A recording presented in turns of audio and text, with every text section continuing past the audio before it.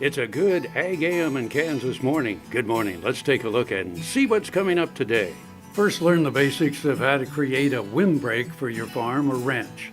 Then Dr. Donnelly shares a couple of classroom experiments from the Kansas Foundation for Ag in the Classroom's summer workshop for teachers. Next, we have some important tips about meat safety for your family.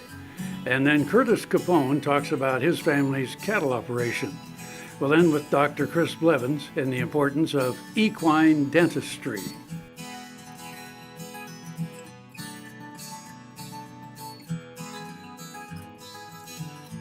Closed captioning brought to you by Ag Promo Source. Together we grow. Learn more at agpromosource.com. This segment brought to you by Kansas Regenerative Medicine. Your stem cells, your health, your life.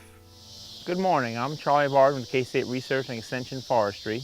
I'd like to visit with you today about windbreaks. We're just on a field day here with the KLA, and we saw some excellent windbreaks that were put in to protect the cows and calves as they're calving in the fall and the spring.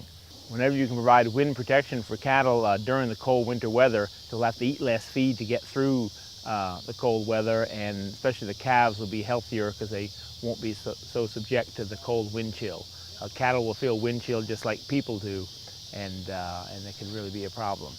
What we saw on this property here was some beautiful windbreaks. They were planted back in 1984, and they're used to protect their areas where they bring in their cows to calve and to get settled in. A good windbreak, we need to start really with eastern red cedar.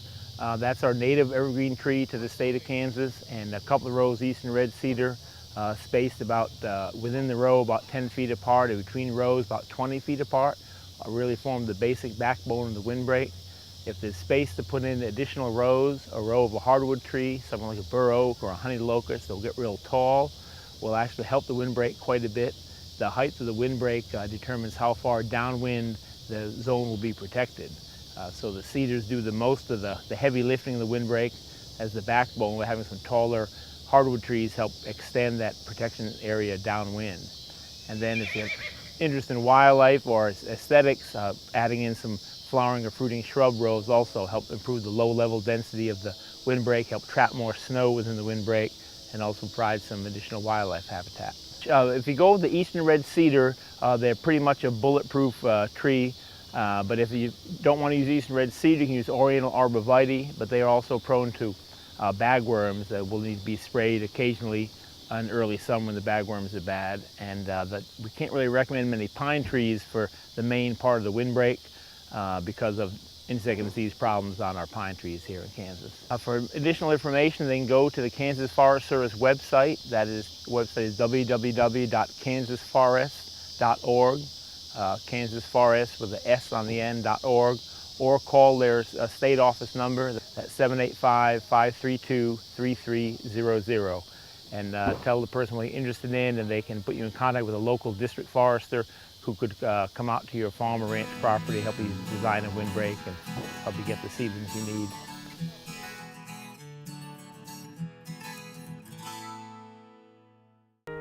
Hey, I'm Clark Victory. I grew up right here on this little ranch near Chelsea, Oklahoma. Roped and ranched all my life, and a few years ago I had an injury that created what they call a frozen shoulder in layman's terms. It got to the point that I couldn't reach, I couldn't sleep, I couldn't do anything. After speaking with the surgeon in Tulsa, he finally told me that he could make my shoulder better if he did surgery, but he absolutely couldn't fix it. I decided that maybe I better listen to my friend John, and I called Kansas Regenerative Medical Center. I talked to Patrick Farley and was just excited about the whole aspect of going up there and having the opportunity to focus on getting better. The next morning at 8:30, went into the clinic, did the stem cell replacement. By 12:30, my wife and I had lunch and was driving back to Chelsea. I feel better. We work around here. Some days we work pretty hard around here, and like any older guy does, I get pretty sore, pretty tired, but my right shoulder doesn't get sore. It's like a baby's arm. Brown Chevrolet Buick in Wamego is driven by the spirit of American ingenuity. Come in for a new Chevrolet car, truck, or SUV. If we don't have exactly what you want, we'll find it for you. And we also have a great selection of used cars. We make sure you have an easy, fun, and transparent sales experience that saves you time and money. But if you want high-pressure salesmen and hours spent in the finance office, you'll just have to go elsewhere. Brown Chevrolet Buick in Wamego. We're making car buying great again. Valley Vet Supply is devoted to providing information and professional quality products at reasonable prices. ValleyVet.com, ValleyVet.com, Valley Vet Supply. Ag Promo Source is a unique group of marketing specialists with one mission: help your ag business grow. Each affiliate has their own area of expertise, and they work together to bring you advice, products, and services. To get started, visit agpromosource.com. Ag Promo Source. Together we grow. This segment brought to you by Kansas Wheat. Learn more at rediscoverwheat.org. I'm Dr. Kevin Donnelly, Professor of Agronomy at Kansas State University. Today we're here working with our Kansas Foundation for Ag in the Classroom's summer workshop for teachers, and so we're pleased to be able to participate in that. We do a number of activities here involving plants and soils. This is also the International Year of Soils, so we've put a special emphasis on soils this year as well. One of the experiments that, or demonstrations that I always like to show the teachers that they can use for showing children the impact of soil erosion is just a little simple display. It doesn't cost a lot. It's made out of foil pans and a couple of 2x4s, and you can do it on a curb here. So what we've done is set up some pans of soil, and we have a bare soil. We have cut up a little thin layer of sod to put on one of the pans, and then the other one we had a residue cover. That is some straw or leaves. You could use whatever you want. So then we have done the demonstration that you will see to show that the residue cover or the grass cover will protect that soil from the impact of the raindrops, where the bare soil will show a lot of erosion in terms of water moving off, soil moving off. The water comes off with a lot of soil particles in it. And so it's a good, easy demonstration to show an inexpensive way to show the impact of cover on soil to prevent soil erosion. The other thing that we talked about this morning, we've had a focus on nutrients.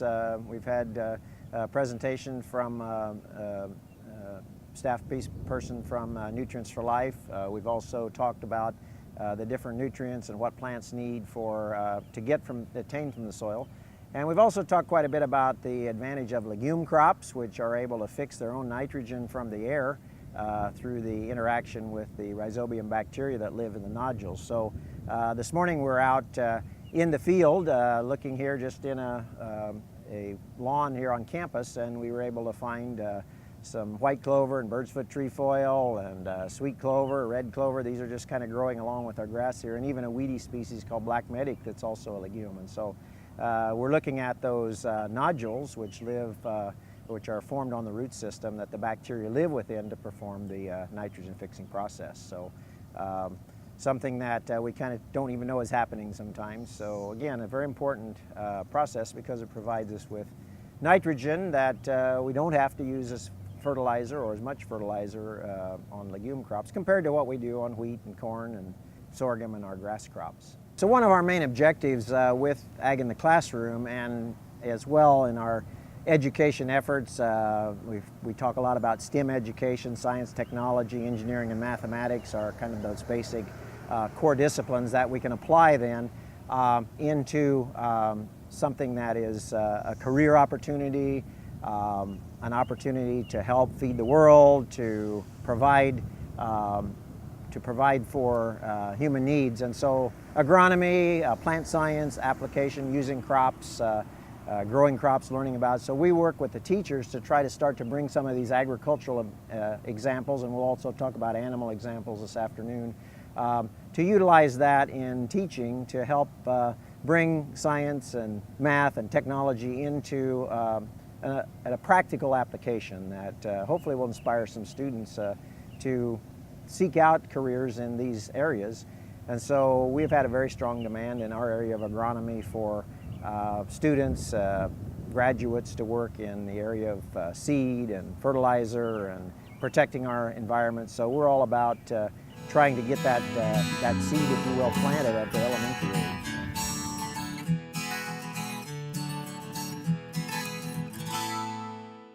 Grain sorghum is one of the most important cereal crops worldwide, and Kansas leads the nation in its production.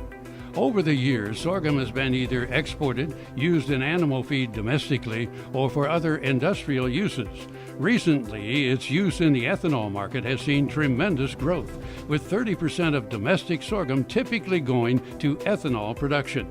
Kansas Grain Sorghum is committed to sorghum research, market development, and education. Learn more at ksgrainsorghum.org. Soil is the life of a farm, and for 25 years, SureCrop Liquid Crop Nutrition has helped growers produce abundant quality crops while preserving and improving the soils they steward. SureCrop offers complete soil and plant analysis with cropping recommendations, delivery direct to your on-farm storage, and quality crop nutrition custom blended for your field. Choose SureCrop for the assurance of excellence for your soil. Call today or visit their website for more information. This segment brought to you by SureCrop, liquid crop nutrition delivered right to your farm. The meat industry is doing a great job of keeping things as safe as possible. They're working very hard to make sure that, the products that consumers are buying is, as safe as possible. The beef in the United States is safe, regardless whether we're talking about conventionally raised product, whether we're talking about organic or natural. All beef is safe because it's all inspected by the USDA. All of the standards that go into effect for traditional, conventionally raised product are also applied to any other form of production system as well. Before the hide's removed, they do everything they can to remove through a hot water bath as much of the contamination on the outside of the hide as possible. Throughout the entire process, once the hide is removed, the carcasses go through another hot water bath cabinet in which they spray 180-degree water on the outside of the carcass in order to hopefully kill as many bacteria that may potentially be contaminated on there as possible.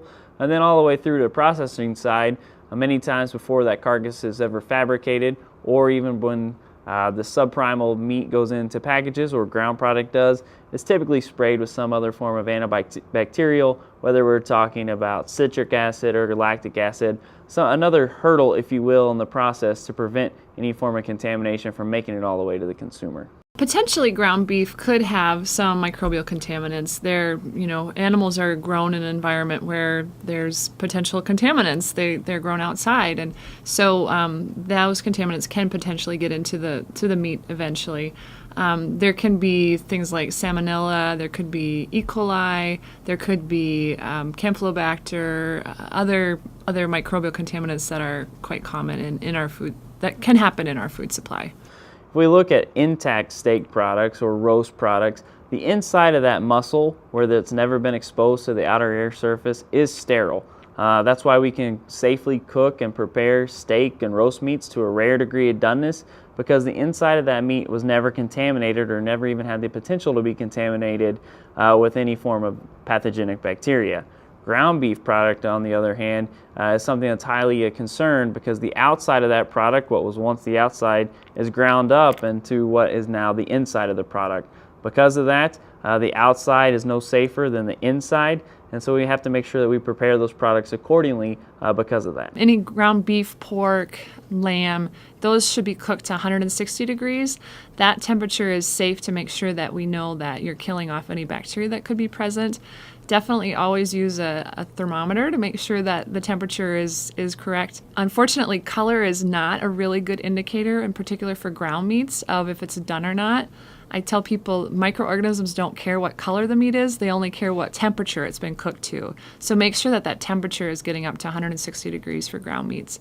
If it's ground turkey or ground chicken or any whole chicken or turkey products, you want to cook that to 165 degrees because there's certain microorganisms that tend to be more possible to be in those meats that you want to make sure you're getting to a higher temperature. If you're cooking a roast or a steak, intact products that haven't been needle tenderized, those only need to be cooked to 145 degrees. From where contamination can occur, it can occur at any point in time from the time that animal's harvested all the way up until the time it goes onto the plate. A lot of time consumers don't take a lot of responsibility for mishandling raw meat products in their own home. But if they undercook the product, or one of the biggest things is cross-contamination, using some of the same utensils or plates that they use with the raw product on cooked product, that's the #1 location for cross-contamination that does result in foodborne illness. You know, any sort of food product that you're eating could potentially have contaminants in it. That's why it's so important that, the whole way from the farm all the way to the consumer, that we're doing things as safely as possible, that we're making sure that we're all using safe handling practices.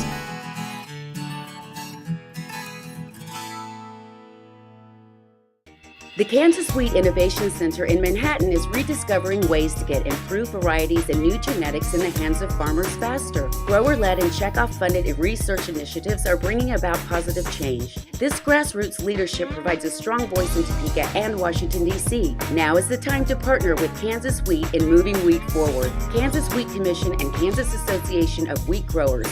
Farmers investing in their future and yours. Log on to rediscoverwheat.org. Earlier in my life, I rode bucking horses in rodeos. My shoulders took such a beating, and that was probably the reason for having several previous surgeries on both shoulders. About a year ago, I decided that I didn't want to have another surgery. And so I contacted Kansas Regenerative Medicine, took their treatment process. It was relatively pain-free. Now, after 8 months, my shoulders have healed to the point where I think I'm probably 90 to 95% of normal. It takes a couple of months to start to see results and feel real progress. That continued to increase gradually until now at approximately 8 months, and I'm extremely pleased. I've got full range of motion. I can lift weights, I can throw, I can do a lot of things that I couldn't do without a lot of pain previously.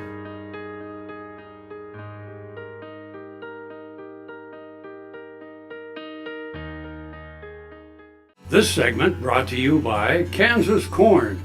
Learn more at kscorn.com. Hello folks, today we have with us Curtis Capoun, and he's here to talk about some of the daily activities him and his family have throughout the year. Curtis, why don't you tell us about your operation? My family owns and operates the CX Ranch in Waubonsee County, Kansas. We have a few spring calving cow and calf pairs that we run year-round. In addition, we start to get in stocker cattle at the beginning of January and feed them throughout the winter.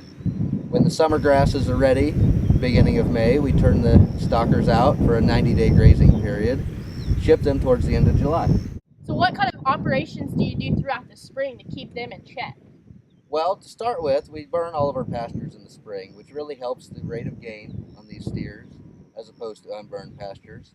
We have miles of fence to go around, brome traps, and native pasture fences that need to be checked and mended. So you guys have been getting a lot of rain lately, correct? That is correct. Throughout May, we have accumulated 10 inches already. Was there any negative effects that it may have on the pastures? Not necessarily on the pastures, although it kind of gives us a little bit of extra work to do. We have a lot of creek gaps that need checked whenever we get even up to an inch of rain. We go and check every one of our creek gaps. So what is a creek gap? A creek gap is a spot where a fence crosses over a ravine or a creek. It is a section that stops at the fence, and we have either a breakaway fence that can be wiped out by floodwaters and debris, or a free swinging creek gap that will swing out of the way when it gets plugged with debris. So what you're basically saying is when all these heavy rains come down, all the water goes down to the ravines and it washes out the fences. So you guys have to go and fix them. So what's the importance of fixing them? Well, if we didn't fix them, these steers and heifers and our pairs would be out, and we'd be out chasing them, which is just more work in the end. So we'll go out every day. Doesn't matter how much rain we get, and check the creek gaps. So how do you, for say, check them? Well, you go around to every spot that the fences cross a ravine and make sure that the creek gaps aren't plugged up with driftwood and grass and debris. And if it is, you shake all the debris out of them and throw it out of the creek. If the fence happens to be wiped out, you just wire it back into place. Curtis, thank you for coming to join us today. We certainly appreciate it, and we wish your family good luck in the future, and hopefully we keep getting more rain, but you guys don't have to do too much work in those creek gaps. Well, it'd be all right with me. Thanks for joining us.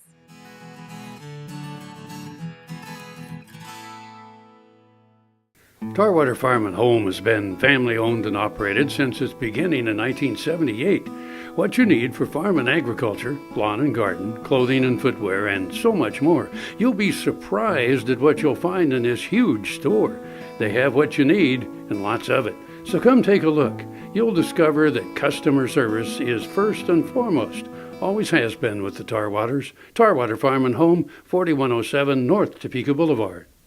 Hello friends, I'm Ernie Rodina. And I'm Dawn Dawson with the Better Horses Radio Show. For over 9 years, we've been bringing the Better Horses Radio Show to markets all across the Midwest. We talk about God, lots about horses. We talk about cows, we talk about horse health, we talk to top trainers, and we even talk about Roy Rogers. We're having a blast with Better Horses Radio Show and would love to take it to a market near you. So visit our website at betterhorsesradio.com and let us or your local radio station know you'd like to hear it in your area. The Better Horses Radio Show is unbelievable. This segment brought to you by Kansas Soybean Commission. Progress powered by Kansas farmers. Hello and welcome to Horsing Around. I'm Dr. Chris Blevins at Kansas State University Veterinary Health Center. Today, I'm going to talk to you a little bit about equine dentistry and some things that we do here at the Veterinary Health Center as far as examination of the equine teeth, mouth area. One of the new and exciting things that we have here at the vet school is a dental endoscope. And so what this piece of equipment is used for is a camera that we can put in the horse's mouth and actually video record and diagnostically see different angles within the mouth. Because as we know, the horse's mouth is very tunnel-like when we look inside the mouth, so this gives us different dimensions to see.